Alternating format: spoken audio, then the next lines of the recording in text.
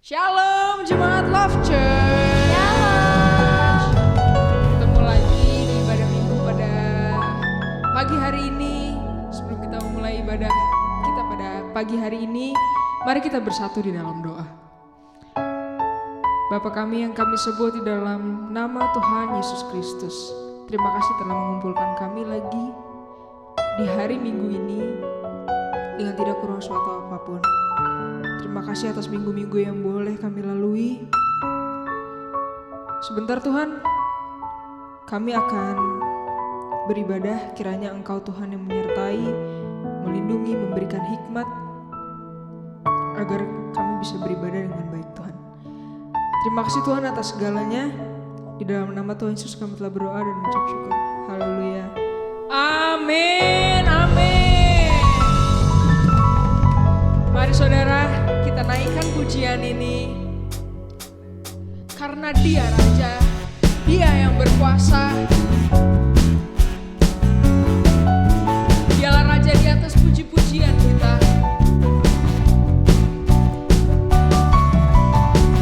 Bersyukurlah kepadanya, bawalah pujian baginya, karena Dia Raja, Dia yang perkasa. Tuhanlah kekuatan, Mazmur dan keselamatanku. Dia penolongku, yang beri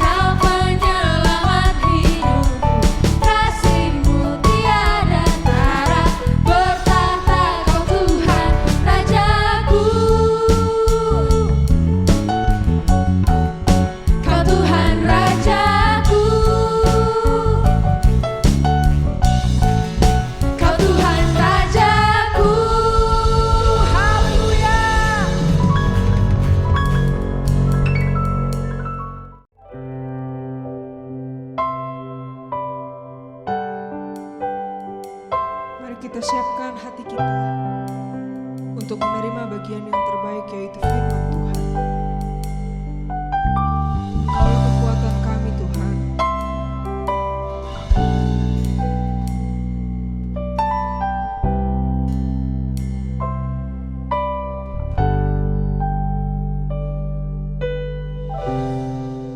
Kekuatan di jiwaku, ketenangan batinku, ada dalam hadirat-Mu, ku menyembah-Mu.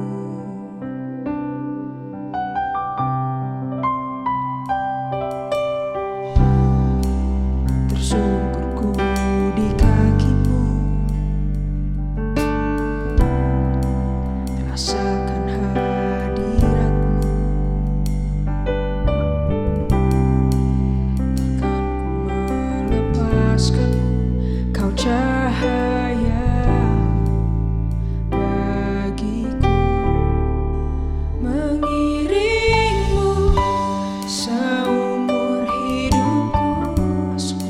Masuk dalam rencana-Mu Bapa, pikiranku, Kehendakku, ku serahkan padamu. Harapanku hanya di dalam-Mu, ku kan teguh bersama-Mu Tuhan. jadikan kami Tuhan Jadikanku bejana-Mu untuk memuliakan-Mu.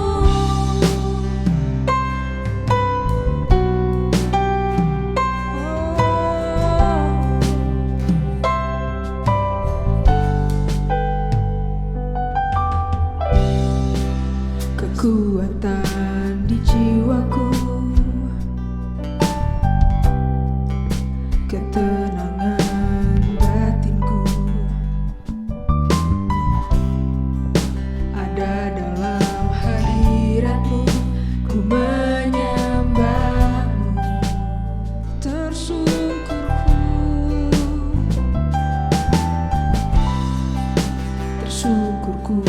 di kaki-Mu, rasakan hadirat-Mu Tuhan.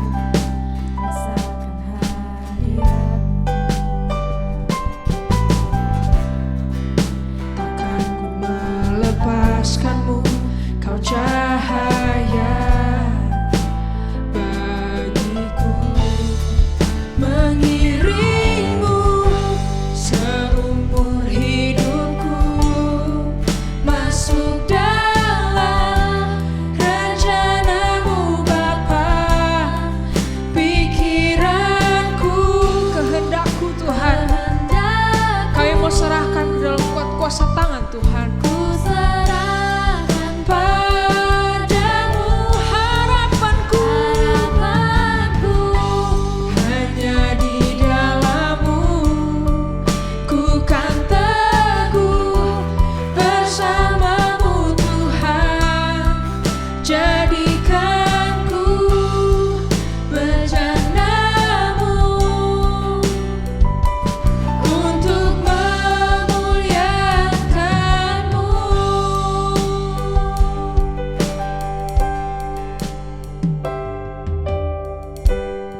Kami mau menyerahkan hidup kami ke dalam kuat kuasa tangan Tuhan. Apapun yang kami rencanakan, apapun yang kami inginkan, kami bawa ke dalam kuat kuasa tangan Tuhan.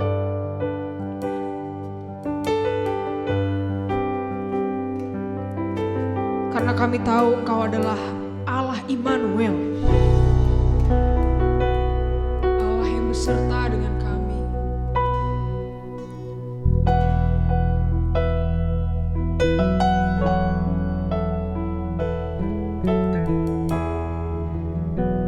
Terima kasih Tuhan. Kau kuatkan aku bertahan, Kau harapan dalam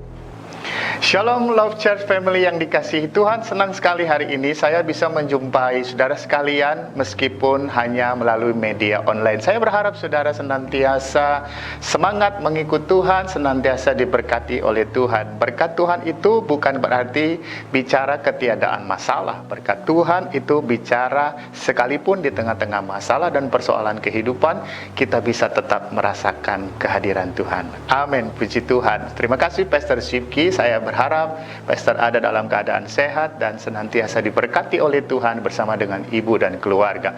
Mari kita akan berdoa bersama-sama untuk memulai firman Tuhan hari ini. Bapa kami di dalam surga, kami bersyukur pada hari ini kami boleh bersama-sama mengambil bagian dalam pemberitaan firman Tuhan. Kami mau belajar diisi oleh firman Tuhan, kami mau meneliti firman Tuhan, dan pada akhirnya kami berharap supaya firman Tuhan yang kami dengar hari ini bukan hanya memberkati kami secara pribadi, tetapi memberkati setiap orang-orang yang akan kami jumpai, sebab kami bersaksi tentang apa yang kami dengarkan hari ini. Mari urapi setiap hati dan telinga yang terbuka kepada firman Tuhan, dan hamba-Mu yang akan menyampaikan firman-Mu. Di dalam nama Tuhan Yesus kami berdoa dan mengucap syukur. Haleluya. Amin. Saudara yang dikasihi Tuhan, hari ini saya ingin membacakan satu bagian firman Tuhan yang terdapat dalam kitab Ibrani pasal yang ke-10 ayat yang ke-25 yang berbunyi demikian.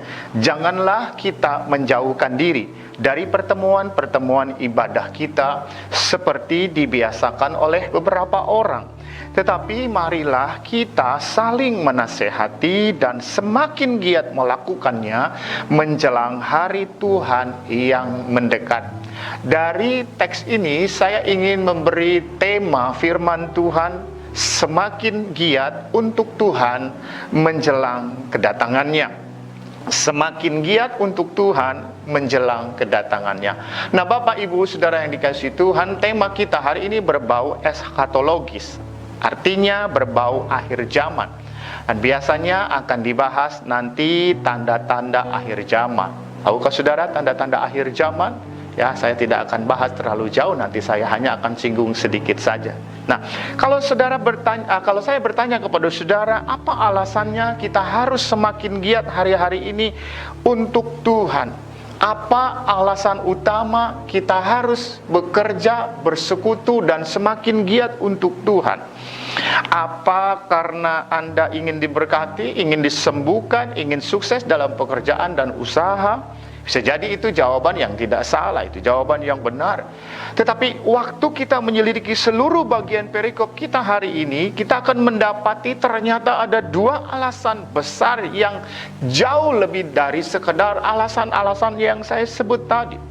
Saya tidak mau jadi terlalu berat pembahasannya, tetapi saya harus menjelaskan latar belakang dari ayat yang kita baru baca. Jemaat Kristen Ibrani pada saat itu sedang mengalami berbagai penganiayaan. Akibat penganiayaan ini, hidup mereka menjadi berat. Mereka mengalami kesukaran, dan akibatnya mereka menjadi tawar hati. Dan implikasinya adalah mereka kemudian banyak yang kemudian meninggalkan pertemuan-pertemuan ibadah. Mereka tidak lagi mau bersekutu, sehingga muncullah ayat-ayat yang baru kita baca.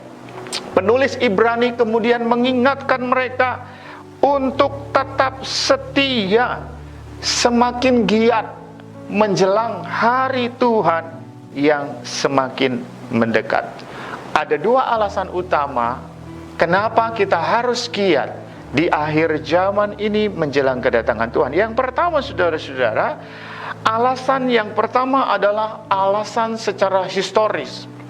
Kalau Anda baca di ayat 19 sampai dengan ayat yang ke-21, maka kita mendapatkan satu alasan utama. Yang pertama di sana, bahwa di situ sepanjang ayat 19 sampai 21 bicara panjang lebar tentang pengorbanan Tuhan, tentang darah Yesus yang sudah tercurah bagi setiap kita. Jadi alasan pertama kenapa kita harus giat untuk Tuhan adalah karena ini, saudara. Perhatikan, karena alasan pertama, kita ini secara historis di masa yang lalu sudah mengalami penebusan oleh Tuhan. Darah Kristus yang mahal itu sudah menebus kehidupan kita dari kehidupan yang sia-sia kepada kehidupan yang penuh dengan pengharapan.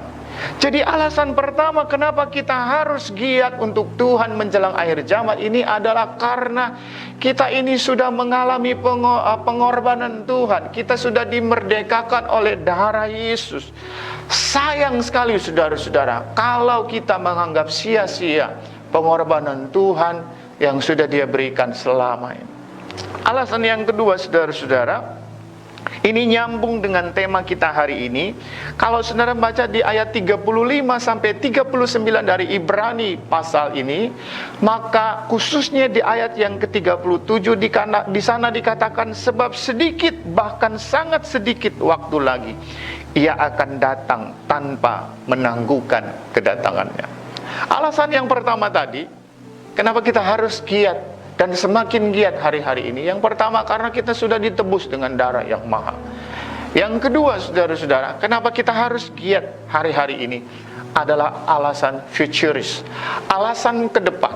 Kalau tadi alasan historis, di belakang kita sudah ditebus oleh darah Yesus, maka ke depan kita harus ingat satu hal, bahwa kedatangan Yesus itu sudah semakin dekat.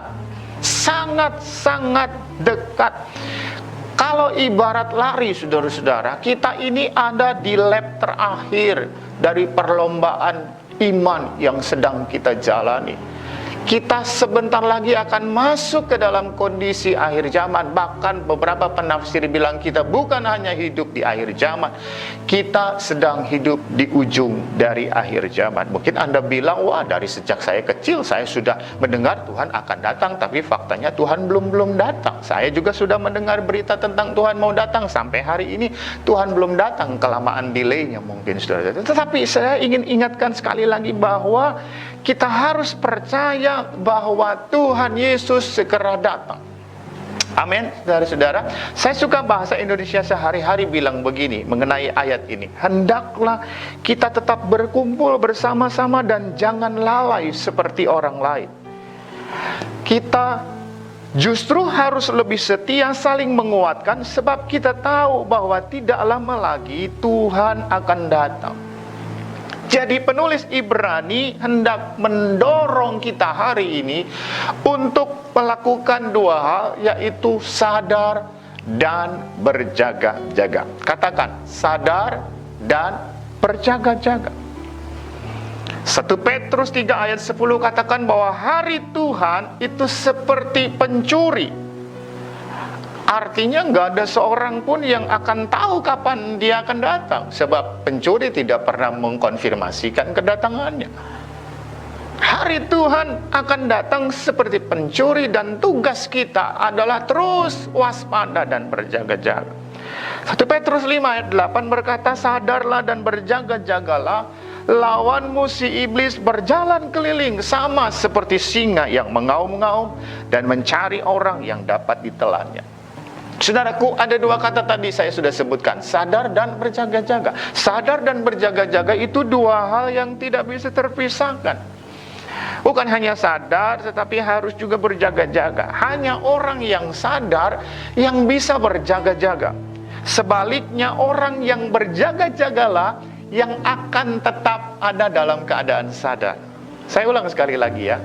Hanya orang yang sadar yang bisa tetap berjaga-jaga. Sebaliknya, hanya orang yang sedang berjaga-jagalah yang akan tetap ada dalam keadaan sadar.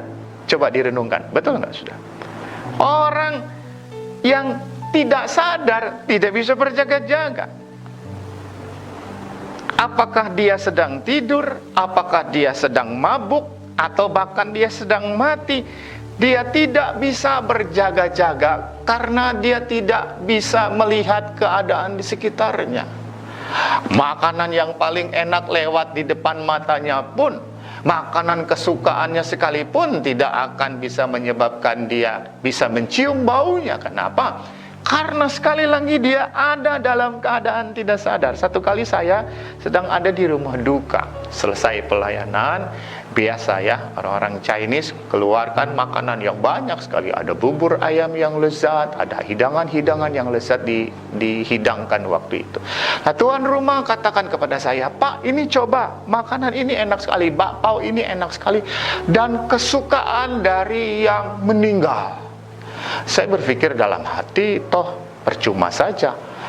Kalaupun yang meninggal ini mendengar, apakah mungkin dia bisa berkata, "Minta dong," begitu saudara-saudara. Pasti dia akan tetap tertidur di dalam peti mati. Kenapa? Karena dia dalam keadaan tidak sadar alias sudah meninggal. Jadi saudara-saudara, berjaga-jaga di sini harus disertai dengan kesadaran penuh. Bahasa Inggris pakai kata be sober and alert. Artinya bukan hanya sekedar berjaga-jaga, tetapi disertai dengan tingkat kewaspadaan yang tinggi. Tarafnya sudah taraf waspada. Satpam bisa nggak berjaga-jaga tanpa waspada? Sangat bisa. Suster, ART, atau orang-orang yang kita suruh menjaga, orang-orang yang kita kasihi, bisa tidak berjaga-jaga tapi tidak waspada? Sangat bisa. Jadi jemaat Kristen Ibrani dikatakan oleh firman Tuhan harus waspada dan berjaga-jaga, karena kedatangan Yesus sudah semakin dekat. Mereka mengalami penganiayaan, benar. Mereka mengalami kesusahan, benar. Mereka jadi lemah secara iman, tapi mereka tetap harus ingat dua hal yang saya sudah sebutkan tadi. Darah Yesus yang mahal, jangan sampai kita sia-siakan. Yang kedua, waktu kedatangan Tuhan sudah semakin dekat. Itu sebabnya di lap terakhir dari perjalanan iman kita, kita hari-hari ini, jemaat Tuhan yang mendengarkan firman Tuhan hari ini, mungkin kita mengalami kelelahan iman, kita bisa mengalami kelelahan spiritual akibat doa kita tidak dijawab, usaha semakin sulit di zaman COVID ini. Tetapi sekali lagi ingat satu hal, bahwa Tuhan Yesus sudah menebus kita dengan darah yang mahal. Lalu ingat yang kedua, kedatangan Tuhan sudah semakin dekat. Anda dan saya yang mendengar firman Tuhan hari ini, setiap kita sedang memegang tiket keselamatan yang harganya sangat mahal, dan tiket keselamatan ini kita dapatkan oleh karena darah Yesus yang sangat mahal. Bilang sebelahnya, bilang kiri kanannya, jangan buang tiket yang sudah kita terima dari Tuhan. Amin. Nah, masalahnya sekarang, apakah saudara rindu Tuhan segera datang? Kalau saya tanya ini kepada kaum milenial, mungkin mereka akan bilang, "Jangan dulu Pak, saya belum married, saya belum menikah." Yang sudah menikah mungkin berkata, "Saya belum punya anak." Yang sudah punya anak mungkin berkata, "Saya belum punya cucu." Begitu seterusnya, dan tidak akan pernah selesai. Bagi yang sedang bekerja mungkin berharap Tuhan nanti segera datang setelah dia mempunyai banyak impian yang terwujud. Pertanyaan saya sekali lagi, apakah Anda merindukan kedatangan Tuhan segera? Satu kali saya ditelepon oleh sahabat baik saya, dia sedang ada di Medan hari itu.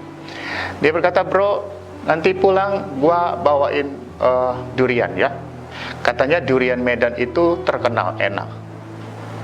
Apalah namanya saya lupa, durian ucok atau durian apa, tapi itu durian yang sangat lezat sekali.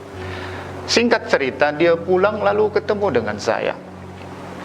Dan dia bilang, "Aduh sorry bro, maaf, apa yang dijanjiin tidak bisa terlaksana." Kenapa? Karena duriannya sudah terlanjur habis dijarah oleh teman-teman yang kebetulan lebih dulu ketemu dia sebelum saya ketemu dia pada hari itu. Saudara, apakah setelah saya mendengar pengakuannya hari itu, saya menjadi kecewa? Anda boleh menduga-duga apakah saya kecewa? Saya tidak kecewa. Kenapa? Bukan karena dia sahabat baik saya, tapi alasan yang paling penting adalah, saudara mungkin baru tahu hari ini, hanya orang-orang yang terdekat saya yang tahu alasan ini. Saya sama sekali tidak suka yang namanya durian.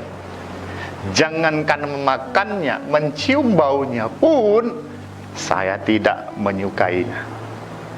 Sudah mengerti maksud ilustrasi saya hari ini? Itu sebabnya saya tanya, apakah barang yang namanya kedatangan Tuhan ini Anda doyan atau enggak? Anda suka atau tidak? Apakah saudara segera merindukan kedatangan Tuhan? Kalau tidak, maka saudara akan menganggap bahwa khotbah hari ini tidak cocok dengan kehidupanmu, karena Anda nggak suka ketika kita berbicara tentang Tuhan yang akan segera datang. Anda nggak antusias mendengarnya. Kenapa? Karena Anda berharap Tuhan mendelay kedatangannya, bahkan tidak pernah datang lagi. Saudara-saudara, satu pengharapan yang seharusnya menjadi pengharapan bersama kita, yaitu Tuhan segera datang. Maranatha, Tuhan datang. Tetapi barangkali ada sebuah quotes yang bagus yang kita bisa renungkan hari ini. Bilang begini, berdoalah seolah-olah ini adalah hari terakhir kamu hidup, dan bekerjalah seolah-olah engkau akan hidup 1000 tahun lagi. Jadi dengan menganggap bahwa ini adalah hari terakhir kita hidup, kita akan berdoa sungguh-sungguh lagi. Kita akan bekerja, beribadah, bersungguh-sungguh lagi di hadapan Tuhan. Kita akan melayani lebih sungguh-sungguh lagi, karena kita berpikir mungkin ini adalah hari yang terakhir dalam kehidupan kita. Saya sampai ke bagian selanjutnya, sikap berjaga-jaga yang seperti apa yang Tuhan mau. Kalau kita lihat di Lukas pasal yang ke-12 ayat 37, berbahagialah hamba-hamba yang didapati tuannya berjaga-jaga ketika ia datang. Aku berkata kepadamu, sesungguhnya ia akan mengikat pinggangnya dan mempersilakan mereka duduk makan, dan ia akan datang melayani mereka. Saudara-saudara, konteks hamba dan tuan di dalam perjanjian baru berbeda dengan konteks hamba dan tuan dalam konteks kita hari-hari ini. Di zaman perjanjian baru, bahkan perjanjian lama, hamba saat itu adalah orang-orang yang hidupnya sudah dikuasai sepenuhnya oleh tuannya. Mereka biasanya didapatkan dengan cara diperjualbelikan di pasar budak, lalu tuannya bisa memilih hamba seperti apa yang mereka mau beli. Kalau hamba zaman sekarang beda. Apalagi ART atau istilahnya asisten rumah tangga dari yang namanya artis. Jangan main-main. Mereka digaji sangat besar, mereka punya me time, mereka punya hari-hari di mana mereka harus libur, mereka bahkan bisa di-endorse, mereka bisa dapat keuntungan akibat mereka menjadi ART dari artis yang sangat terkenal. Follower mereka bahkan bisa jauh lebih banyak dari kita, saudara-saudara. Jadi beda dengan ART pada zaman itu, pada zaman PL dan PB. Makanya Alkitab pakai frasa di 1 Korintus 6 ayat 20, sebab kamu telah dibeli dan harganya telah lunas dibayar. Karena itu muliakanlah Allah dengan tubuhmu. Kita ini bukan lagi hamba yang punya hak lagi atas kehidupan kita, tapi kita hamba yang sepenuhnya kehidupan kita itu sudah lunas dibayar. Beralih tangan dari kehidupan kita pribadi menjadi milik Tuhan sepenuhnya. Itu sebabnya Paulus katakan, bagiku hidup adalah Kristus dan mati adalah keuntungan.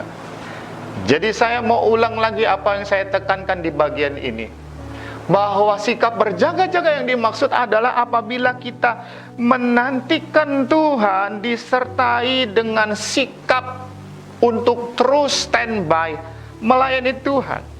Ada kata mengikat pinggang yang baru kita baca tadi. Apa maksudnya? Apakah semua hamba pada saat itu harus memakai ikat pinggang seperti yang saya pakai, seperti yang kaum laki-laki pakai? Bukan ikat pinggang dari kulit yang itu yang dimaksud, tetapi ikat pinggang yang dimaksud adalah ikat pinggang dalam kerangka kesiapan untuk melayani. Mereka biasanya mengambil sebentang kain, lalu kemudian mengikatkannya di pinggangnya dan menyimpulkannya sehingga ada dua jurusan, kanan dan kiri. Mereka biasanya membedakan penggunaan jurusan kanan dan kiri ini untuk melayani tuan atau tamu-tamu tuan yang hadir. Mungkin yang sebelah kiri untuk mengelap bagian-bagian yang kotor. Sebab di Israel pada waktu itu, di Palestina pada waktu itu berlaku tradisi mereka harus melayani tamu-tamu yang datang dengan cara membasuh kaki mereka. Itu sebabnya apa yang dilakukan Yesus membasuh kaki murid-muridnya, buat saya itu bukan merupakan hal yang aneh. Itu hal yang lumrah, tetapi yang aneh adalah siapa melakukannya untuk siapa. Biasanya bawahan melakukan untuk tuannya, hamba melakukan untuk tuannya, tapi hari itu dilakukan oleh Yesus terhadap murid-muridnya. Itu yang spesial dan istimewa. Nah, jadi hamba pada saat itu harus standby terus melayani tuannya. Mereka harus melayani tuannya, dan kapan akan selesai? Jawabannya adalah ketika tuannya berkata, kamu sudah selesai dengan tugasmu. Jadi pendek kata Bapak Ibu, maaf, kalau tuannya itu baru selesai jam 2 pagi, maka si hamba pun harus tidur jam 2 pagi.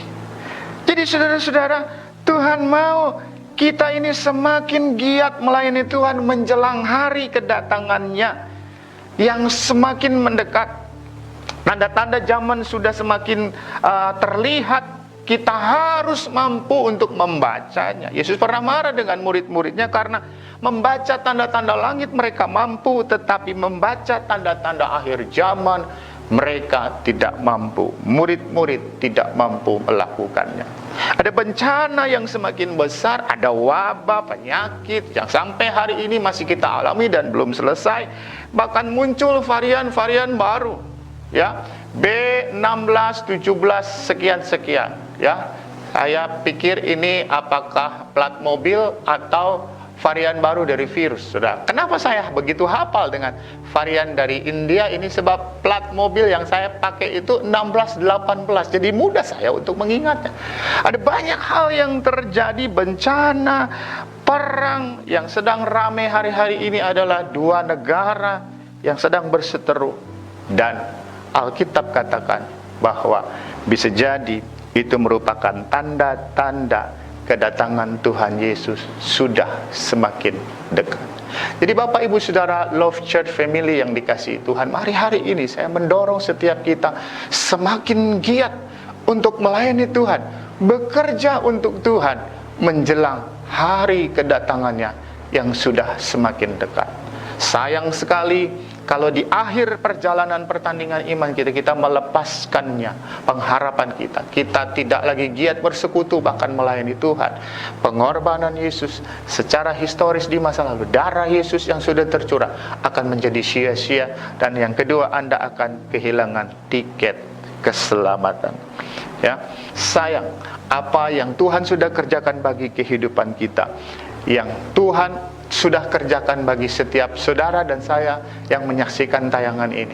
Kita harus tetap giat dan setia melayani Tuhan menjelang hari kedatangannya. Amin buat firman Tuhan. Saya berharap firman Tuhan yang sederhana dan singkat ini bisa memberkati setiap kita sekalian hari ini.